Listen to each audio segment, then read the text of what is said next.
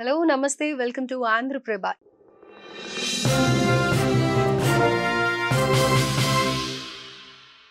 Let us get into the program. Hello, sir. Namaste. Sir చాలా మటుకు వేడివేడి అన్నం తినాలి అని అనుకుంటూ ఉంటారు. వేడి అన్నం తింటే హాయిగా ఉంటుంది, ఇంకా ఎక్కువ తినాలనిపిస్తుంది అని అంటుంటారు. కానీ ఇక్కడ ఫర్మెంటెడ్ ఫుడ్ అంటే కంప్లీట్గా రాత్రి వండింది చల్లగా చేసుకొని పొద్దున వరకు ఉన్న దాన్ని తినడం కదా. మరి ఏది మంచిది అంటారు? ఇప్పుడు రెండు రకాలు. ఒకటి వచ్చి అంబలి అనేది డెఫినెట్గా సుపీరియరే. ప్రతిదీ అంబలే తాగితే ఏడుస్తా ఎందుకు తాగాలి, వేడిగా ఎంజాయ్ చేస్తూ ఆ తోడు మనం పాలకు తోడు పెడతాం పెరుగు, అట్లా రోజు 2 రోజులకు ఒకసారి మీ పొట్టకి తోడు పెట్టేదానికి ఫర్మెంటెడ్ అట్లా వేయండి. దాన్ని తోఫు అంటారు, లక్ష్మీచార్ అంటారు, అంబలి అంటారు, రకరకాలు. ఒక ఊర్లో ఒక పేరు ఉంటుంది. ఫర్మెంటెడ్ ఫుడ్లో మంచి బ్యాక్టీరియాని ఎట్లా వృద్ధి చేసు ఏమిలే. పెరుగు పుల్లటి మధ్య కూడా ఫర్మెంటెడ్ లాక్టోబాసిలస్, దాంట్లో ఎన్నో స్ట్రెయిన్స్ ఉన్నాయంట లాక్టోబాసిలస్లో. సో మనం పుల్లటి మజ్జిగ తాగినా అది తోడుపెట్టినట్లే పొట్టలో. అన్నంలో మనము రాత్రి నీళ్లు పోసి పొద్దున్నే రాత్రి తోడుపెట్టేసి దాంట్లో మజ్జిగ పోసేసి పాలు పోసి మజ్జిగ పోసేసి తోడుపెట్టేసి అది ఆ బ్యాక్టీరియా అంతా దాన్ని అన్నాన్ని డైజెస్ట్ చేసి అట్లా డెవలప్ అవుతుంది లాక్టోబాసిలస్. అది వేస్తే లోపల అది ఫైట్ చేస్తుంది. ఏది చెడ్డ బ్యాక్టీరియా ఏమైనా స్టెఫ్లోకాకస్ ఇట్లా ఏంటంటే ఉన్నాయి కదా చెడ్డ బ్యాక్టీరియా, అది ఫైట్ చేస్తుంది. మనం యాంటీబయాటిక్ వేస్తే మంచి లాక్టోబాసిలస్ని చంపుతుంది, చెడ్డ బ్యాక్టీరియాని చంపుతుంది అనుకుందాం. సో మంచి బ్యాక్టీరియా లోపల లేకపోతే నీ ఫుడ్ను కరెక్ట్గా అర్థం చేసుకొని డైజెస్ట్ చేసి బాడీకి అందిలేదు, నీకు లోపల సిస్టమ్ అంతా దెబ్బతింటుంది. అందుకే యాంటీబయాటిక్ వేసాక నోరు చేదైపోతుంది, ఏం తినబుద్ధి కాదు, డల్ అయిపోతాము. జ్వరం వచ్చి రికవర్ అయ్యేదానికంటే ఈ యాంటీబయాటిక్ వల్ల రికవర్ అయ్యేదానికి ఇంకా ఎక్కువ పడుతుంది. అప్పుడు కూడా మీరు రైట్ ఫుడ్ తింటే. మళ్ళీ మీరు కూల్ డ్రింకులు చెత్త తింటే ఇంకా ఏడుస్తూ ఉంటుంది బాడీ. అందుకే చిన్న తేడా చేసి కూడా పడిపోతారు. ఈ ఊరికి పోయించినారు పడిపోయినారు, 3 గంటలు జర్నీ చేసినారు పడిపోయినారు, ఒక ఊరికి పోయి నీళ్లు మార్చారు పడిపోయినారు, మరి అంతే సీజన్ మారింది పడిపోయినారు, వర్షంలోనే తడిపోయినారు. మరి చిన్నప్పుడు 100 సార్లు వర్షంలో ఎందుకు పడిపోలే? ఇమ్యూనిటీ ఉండింది అప్పుడు. ఇప్పుడు ఇమ్యూనిటీ పోయింది కాబట్టి చిన్న చేంజ్ కూడా బాడీ తట్టుకోలేక ఫీవర్ వచ్చేస్తుంది. ఓ చిన్నగా ఒక గట్టిగా మాట్లాడినా టైర్డ్ అయిపోయా, ఒక అరగంట నిలబడకునే అయిపోయా. అసలు చిన్నపిల్లలు అయితే అసలు నిలబడుకునే పనే లేదు, ఎండలోకి పోయే పనే లేదు. ఎండ ఉంటే కూడా కూర్చుంటే కూడా ఎండ పడుతుంది, పక్కన జరగమ్మా పక్కన నీళ్ళకి రా అంటూ ఉంటారు టీచర్లు.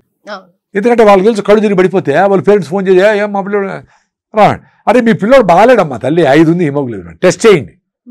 ప్రతి స్కూల్లోనే నేను చెప్పేది ఏమంటే మార్కులు 98 97 వచ్చింది, 1 1 3 3 అనేది అది కాదు కావాల్సిందే.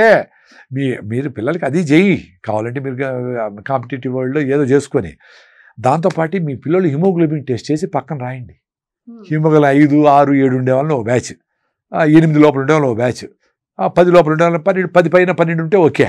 వాళ్ళకి చదువు మీద కూడా ఇంపాక్ట్ పడుతుంది 100%. వాళ్ళు నువ్వు యాక్టివ్గా లేవే, మీ వాడు డల్గా ఉండే వాడికి శక్తి లేకుండా ఉంటుంది. ఎట్లా కాళ్ళు కట్టేసి పరిగెత్తమన్నట్లు వాడిని మంచి ఫుడ్ పెట్టకుండా, మంచి ఆలోచనలు హ్యాపీగా వాడిని పెట్టకుండా ప్రెషర్ పెట్టి ఒక మార్క్ తగ్గితే వాడిని సెక్షన్ మార్చి ఇంకో సెక్షన్లో వేసి ఆ సెక్షన్లో వేసి మీ పిల్లోని పేరెంట్స్ టెన్షన్ పెట్టేసి మీ పిల్లోడు అంటే వాడి హిమోగ్లోబిన్ 6 ఉందమ్మా అది చేయండి.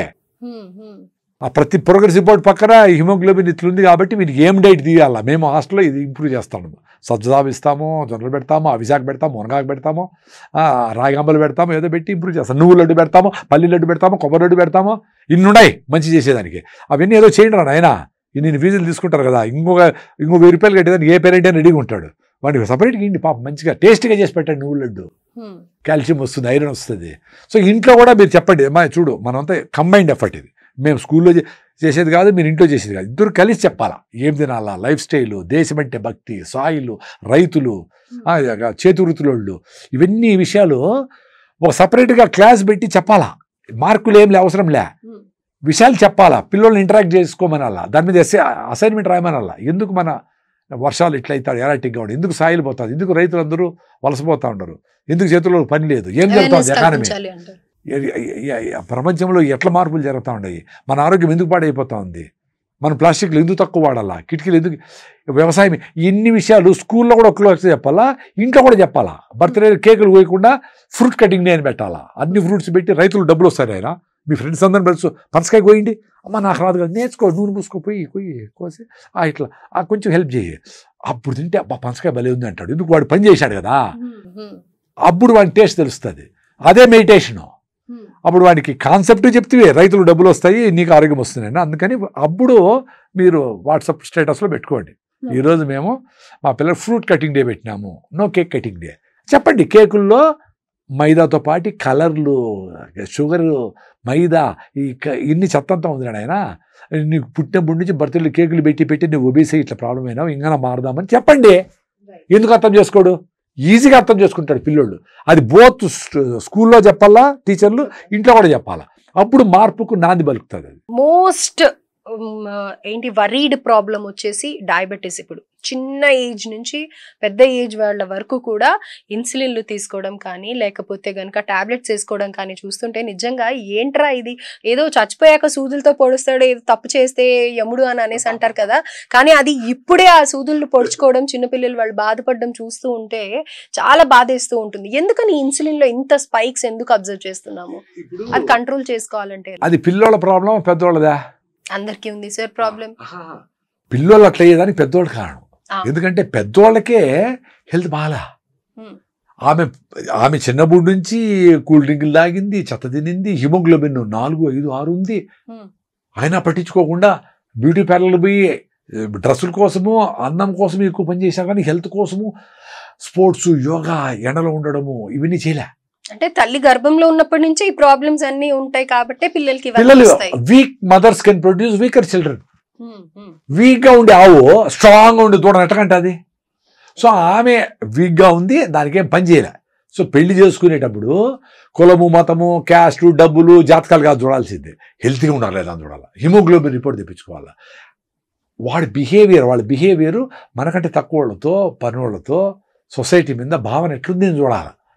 అప్పుడు రిలేషన్షిప్ బాగుంటుంది, హెల్త్ బాగుంటుంది. దానికంటే ముఖ్యంగా ఇవాళ రేపు పిల్లలకి హైపర్ యాక్టివ్ అని అనేసి దానికి కూడా సెషన్లు నడుస్తుంది.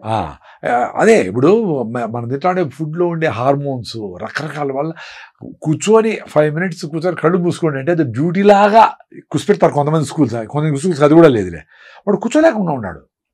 సో ఇవన్నీ జీవన విధానంలో పెద్దవాళ్ళు పెట్టారు.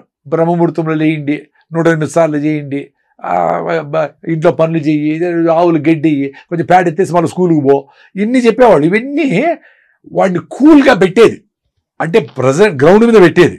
ఇప్పుడు ఎక్కడో ఊగుతూ ఉంటారు కదా, అంటే పెద్దవాళ్ళు కూడా 3 ఏళ్ళు వాడికి 5 ఏళ్ళు వస్తారే ఐఐటి కోర్సు చేర్పించేస్తూ ఉంటారు కదా. వాడికి బాల్యం లేదు, హ్యాపీనెస్ లేదు, ఏమీ లేదు. సో వాడు అట్లే పెరిగిస్తా ఉన్నాడు, వాడి థింకింగ్ అంతా అట్లే ఉంది. అయితే సార్ ఒకవేళ ఎవరైనా ప్రెగ్నెన్స్ ఉన్నట్టయితే వాళ్ళు ఈ మిల్లెట్స్ తీసుకునే విధానం ఎలా ఉండాలి అని అంటారు, ఏవి తీసుకోవాలి? ఫస్ట్ ఆఫ్ ఆల్ పెళ్లి చేసుకునేటప్పుడే కొంచెం పోస్ట్పోన్ చేసి రాగులు, సజ్జలు, జొన్నలు తినండి, పోనీ మిల్లెట్స్ వదిలే. ఫోలిక్ యాసిడ్ ముఖ్యంగా చాలా తక్కువగా ఉంటుంది అని అంటారు కాబట్టి బెల్లము, కాల్షియము, ఐరన్ ఇవి వచ్చే ఫుడ్స్ మన మునగాకు, అవిశాకు, సజ్జలు. మరి ఎక్కువ వేడి అంటారు కదా, అది వేడి అని చూసుకోవాలా. మీకు ఇంకా డౌట్ ఉన్నట్లుంది, ప్రేక్షకులు చూసుకోండి, నాకేం వేడి లేదు, తింటానే ఉండా.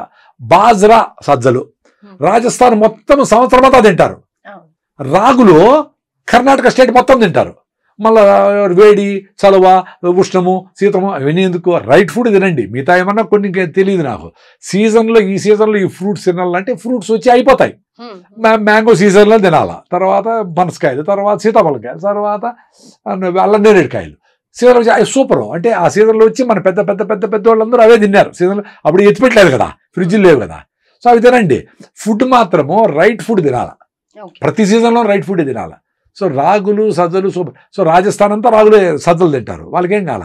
సో రైట్ ఫుడ్ తిని మీరు పెళ్లి చేసుకోవాలనుకునే దానికి టైం పెట్టుకొని మీ హిమోగ్లోబిన్ పెంచుకొని ఫిట్నెస్ కోసం పనిచేసి మళ్ళీ మ్యారేజ్ చేసుకొని మళ్ళీ కూడా మీ హెల్త్ ఇంప్రూవ్ కాకుండా మీ హిమోగ్లోబిన్ 6, 7, 8 ఉంటే 10, 12కి వచ్చే వరకు మీరు ఫిట్గా మీ ఆహార విధానాలు, జీవన విధానాలు, కొంచెం మెడిటేషను, కొంచెం యోగా, కొంచెం ప్రాణాయామ, కొంచెం రన్నింగు, వారానికి 1-2 రోజులు కొంచెం హార్ట్ గ్లౌస్ కొట్టుకోవాలి. అవే ఎక్సర్సైజ్. వాటికి కాళ్ళకు చేతులకు పనిచేస్తే హార్ట్ గ్లౌస్ కానీ పరిగెత్తే ఏ జంతువైన ఆహారం కోసం పరిగెత్తుంది. అందుకని వాడికి లంగ్స్కు హార్ట్కి వచ్చేసే పంపింగ్ బాగా అయిపోయి ప్రతి సెల్కి ఆక్సిజన్ అంతా బ్రెయిన్ స్టిమ్యులేట్ అయిపోయి ఎండార్ఫిన్స్ రిలీజ్ అయితే యాక్టివ్గా ఉంటుంది, అలర్ట్గా ఉంటాయి. మనం టీచర్ వస్తే లేస్తాం, టీచర్ వెళ్తారు, ఆడెవరన్నా పెద్ద ఆఫీసర్ వస్తే లేస్తారు. అలా ఎప్పుడు తూగుతా 8 గంటలు లెక్క పెట్టుకొని నిద్రపోయినా ఆవిలిస్తా డల్గా ఎందుకు రాసాం ఈ పని అనుకుంటా తిట్టుకుంటా అట్లే బతికేస్తారు. అలర్ట్గా ఉండాలి కదా. రాత్రి ఎట్లా చూడు బతికితే అట్లా బతకాలి, చచ్చిపోవాలి అంతేగాని సో ఏదో పెట్టుకొని పెళ్లి చేసుకోవాలనుకుంటే మ్యాట్రిమోనియల్ సర్వీసెస్ కి కాదు, డయాగ్నోస్టిక్ waste. సెంటర్ కి వెళ్ళి ఫస్ట్ బ్లడ్ టెస్ట్ అవి చేయించుకొని రైట్ ప్రాపర్ హెల్దీగా పెట్టి, ఉండేలాగా చూసుకోవాలి. బాగా హెల్త్ ఇంప్రూవ్ చేసుకోవాలా. లేదు మీకు అర్జెంటుగా పెళ్లి చేసుకోవాలంటే చేసుకున్నాక పిల్లలకి వెయిట్ చేయాలా. సంవత్సరం 2 ఏళ్ళు మీరిద్దరూ హెల్త్ బాగా ఇంప్రూవ్ చేసుకొని ఒకరిని అర్థం చేసుకొని పీస్ఫుల్గా అర్థం చేసుకొని క్షమాగుణం పెట్టుకొని అర్థం చేసుకొని మీ హెల్త్ ఇంప్రూవ్ చేసుకొని 14, 13 వచ్చినాక అప్పుడు పిల్లలు కంటే ఆటోమేటిక్గా ఆపుకుంటారు. మీరు వీక్గా ఉండే ఆవులు వీక్గా ఉండే పిల్లలే పుడతారు. సో వీక్గా ఉండే పిల్లలు పుట్టి మా వాడు పుట్టినప్పటి నుంచి వాడికి ఈ ప్రాబ్లం ఆ ప్రాబ్లం అది మీరు చెప్తే ప్రాబ్లం అని అంటారు. అరే నువ్వే హెల్త్గా లేవమ్మా, వాడు అట్లా పుట్టినానంటే కారణం నువ్వు హెల్త్గా లేవు, నీకు తెలుసు. నువ్వు టాబ్లెట్లు వేసి నువ్వు కాల్షియం మాత్రం వేసుకుంటే కాల్షియం కనపడింది, అయినా ఎమకలు మెత్తగానే ఉన్నాయి కదా. బ్లడ్లో కాల్షియం కనపడితే ఎమకలు గట్టిగా అయిపోతాయా? ఎమకలు మెత్తబడేదానికి 15-20 ఏళ్ళు నువ్వు అబ్యూజ్ చేసినావు. ఏసీలో కూర్చొని ఎండకే పోకుండా సన్ స్క్రీన్ పూసుకొని చేసినావు. నీకు టాబ్లెట్లు వేసుకొని బాగానే, మరి బ్యాగ్లో ఇంటి ఎందుకు ఎన్ని ప్రాబ్లమ్స్ వచ్చినాయి? కుదరదు అట్లా. నీ టాబ్లెట్లతో వచ్చే రిజల్ట్స్ కుదరదు. నువ్వు న్యాచురల్గా నీ బాడీనే ఫైట్ చేయాలా. రోగాన్నైనా బాడీ ప్రొఫైల్స్ అయినా బాడీనే ఇంప్రూవ్ చేసుకోవాలా. దానికి మంచి గాలి, మంచి నీళ్లు, మంచి ఆహారం పెట్టాలా. Very simple. Right sir, thank you sir, thank you so much.